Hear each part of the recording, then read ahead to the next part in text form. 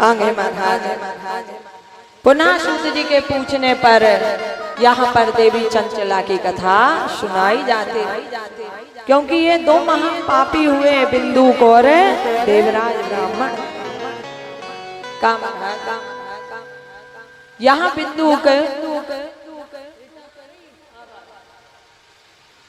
बिंदुक महापापी है, पराई स्त्री का संग करना, वैश्या के साथ रहना। अब चंचला पहले तो धर्म में चली, पर विचार किया कि जैसे मेरा पति करता है मुझे भी वैसे ही करना चाहिए। भैया रिटर्न आ रही, नोट क्या देखो। एक चीज और, जीवन में एक काम मत करना कि अगर कोई बुरा काम कर रहा है तो मैं भी बुरा करूंगा तो वो अच्छा करने लगेगा, वो कभी नहीं करेगा। अगर उसको सुधारो का महाराज धर्म से सुधारो, पर कभी ये नहीं कि ये बुरा कर रहा है तो मैं भी करने लगूं, हो सके वो सुधर जा, कभी नहीं सुधरेगा। चंचला अन्य पुरुषों के सामने नित्य करने लगे। मन में विचार किया जैसे मेरा पति करता है मैं वैसे ही मैं करूंगा।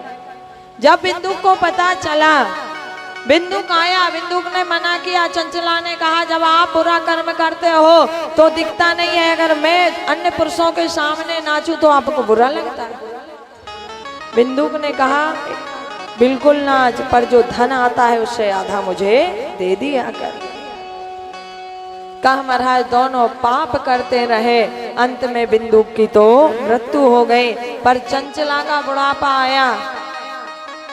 आपको पता, परिवार जब तक संग दे तब तक आप काम के हो, फिर सुनाना शुरू कर दे। कहा बुढ़ापा आया, बुढ़ापा में सब ताने देते हैं। मन में विचार किया कि एक समय सारे लोग गौकर्ण क्षेत्र जा रहे थे, मेला भरा था, ये भी संग चल दिया। वहां गई, इसका मन मेला में नहीं लगा, एक मंदिर में बैठ गए। मंदिर में क्या हो रहा था, जैसे ही थी कहा महाराज जो जो पाप करे थे इसने वही ब्राह्मण सब सुना रहे थे, ऐसा करोगे तो इस नरक में जाओगे। कथा पूर्ण हुई, सब चले गए। ये ब्राह्मण के पास गई, कहा महाराज जो जो आपने आज सुनाया वो सारा पाप मैंने किया, पर मैं नरक में नहीं जाना चाहती। नरक की बड़ी पीड़ा सुनाई आपने, क्या करूं? ब्राह्मण ने कहा पहले तो तुझे अपने मन में धन्यवाद देना चाहिए कि तूने सच बोलने की ताकत करी। लोग कर्म करते पर दिखाते नहीं, छुपाते घूमते। और अगर तूने ये इच्छा जागृत करी है, इसका अर्थ है शिव ने तुझे स्वीकार किया, इसलिए शिव नाम जप, भगवान शंकर की भक्ति कर, और यही शिव नाम तुझे भगवान के धाम पहुंचाएगा। चंचला भगवान शंकर के नाम का जाप करते करते कहा महाराज जब तन त्यागा क्या हुआ? बोले शिव धाम गई। अब शिव धाम गई तो वहां पर मां पार्वती की मुख्य सखी बने, पर हर समय उदास रहती है, परेशान रहती है। मैया ने कहा चंचला क्या हुआ, तू उदास क्यों रहती है? इसने कहा माँ आप तो सर्वज्ञ हो, जगजननी हो, पराम्बा माँ भगवती हो, सबके हृदय की जानती हो। मेरी मुक्ति तो हो गई, पर मेरे पति का क्या हाल है मुझे नहीं पता। पाप तो बराबर दोनों ने किए थे, मैंने तो शंकर जी के नाम का स्मरण किया, इसलिए शिव धाम में आ गई, पर मेरा पति ना जाने कहाँ पर है। अब यहाँ जैसे ही भवानी माँ ने ध्यान धर के देखा, क्या हुआ? बोले महाराज बिंदुक विंध्याचल पर्वत पर प्रेत बनकर भटक रहा है। तुमरुका जी को बुलाया। तुमरुका जी कौन है? बोले भगवान देवादिदेव महादेव के परम प्रिय गण है। स्वरूप कैसा है? कहा महाराज जैसे नारद जी वीणा धारण करे ऐसे ही तुमरुका जी भी वीणा धारण करते और हर समय शिव नाम स्मरण करते हैं।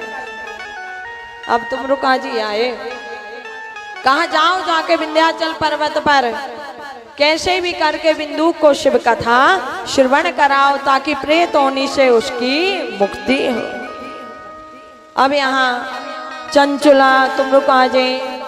कहा महाराज जब आए, अब बताओ प्रेत कथा सुनेगा? क्या किया? बोले जंजीरों में बांधा, और जंजीरों में बांध कर जब कथा हुए, कहा महाराज नदियां पर्वत पहाड़ सबने मानव को तन धरो और पर्वत पर पहुंचकर भगवान शिव का ये पावन ग्रंथ श्रवण किया। अब जैसे ही भगवान का ये अनुष्ठान पूर्ण हुआ, क्या हुआ? बोले यहाँ जो प्रेत योनि में बिंदु थे एक दिव्य पुरुष में परिवर्तित हो गए और भगवान शिव के इस पावन ग्रंथ और अपनी पत्नी का धन्यवाद किया। अच्छा बताओ मुक्ति किस वजह से मिल गई? अगर पत्नी नई मन में लाती तो मुक्ति मिलती? तो यहाँ पर का महाराज दोनों पति पत्नी शिवलोक आए और भगवान शिव की सेवा में हमेशा समर्पित हो गए। शौनक जी कहते हैं सूत जी, भगवान का इतना पावन चरित्र है। कहा महापापी देवराज और बिंदु कौन है? बोले प्रेत। ऐसे व्यक्ति का भी उद्धार कर सकता है अगर मानव इसको बड़े ध्यान से श्रवण करे और श्रवण करके हृदय में उतारे, शिव नाम लेना प्रारंभ कर दे तो निश्चित उसका कल्याण हो जाएगा।